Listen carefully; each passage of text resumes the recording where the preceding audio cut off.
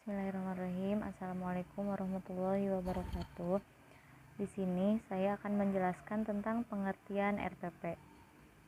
Nah, pengertian RPP menurut Permendikbud RI nomor 81A tahun 2013 tentang implementasi kurikulum dalam lampiran 4 disebutkan, yaitu rencana pelaksanaan pembelajaran adalah rencana pembelajaran yang dikembangkan secara perinci dari suatu materi pokok atau tema tertentu yang mengacu pada silabus. Nah, RPP juga yaitu suatu cara yang disertai dengan langkah-langkah dalam penjabaran kurikulum di sekolah dan untuk suatu proses pembelajaran di kelas dengan cara berpikir rasional. Bismillahirrahmanirrahim. Melanjutkan materi sebelumnya mengenai pengertian penyusunan RPP, dilanjut oleh saya tentang prinsip-prinsip penyusunan RPP. Prinsip-prinsip penyusunan RPP disimpulkan dari beberapa sumber, di antaranya yang pertama adalah perbedaan individual peserta didik.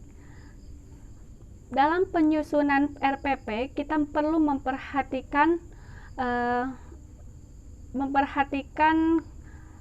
individual peserta didik, yaitu dilihat dari jenis kelamin, minat belajar, bakat, latar belakang, dan sebagainya. Yang kedua adalah partisipasi aktif peserta didik, yaitu bagaimana peran aktif peserta didik dalam pembelajaran. Yang ketiga adalah pemberian umpan balik dan tindak lanjut RPP, yaitu maksud di sini yaitu umpan balik yang positif, yaitu dengan adanya penguatan, pengayaan atau remedi. Yang keempat adalah keterkaitan dan keterpaduan. Keterkaitan dan keterpaduan ini merupakan keterkaitan antara penyusunan RPP dengan SK Satuan Kompetensi atau Kompetisi Dasar KD, terus materi pembelajaran sampai penilaian pembelajaran. Itu semua harus disesuaikan sehingga bisa berjalannya pembelajaran.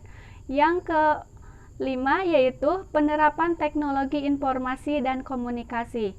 Nah, ini juga diperhatikan dalam penyusunan RPP karena kita disesuaikan dengan perkembangan zaman, yaitu kebutuhan peserta didik terhadap teknologi informasi dan komunikasi ini di zaman sekarang itu sangat penting, sehingga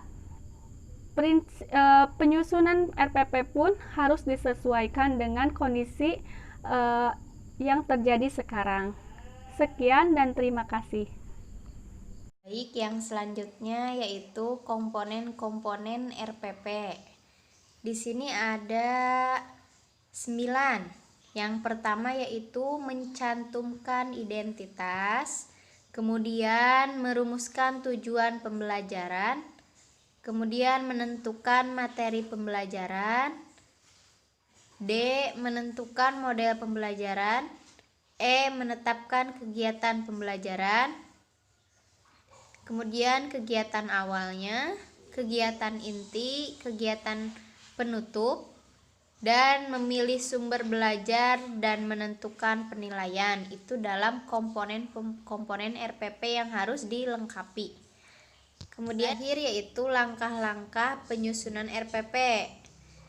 Nah, di dalam langkah-langkah harus terdapat identitas sekolah, kemudian mata pelajaran atau tema atau subtemanya juga, kemudian kelas atau semester, materi pokoknya, alokasi waktu, tujuan pembelajarannya, kompetensi dasar dan indikator, langkah-langkah pembelajarannya, kemudian metode pembelajaran, media dan sumber belajar, kemudian yang terakhir penutup.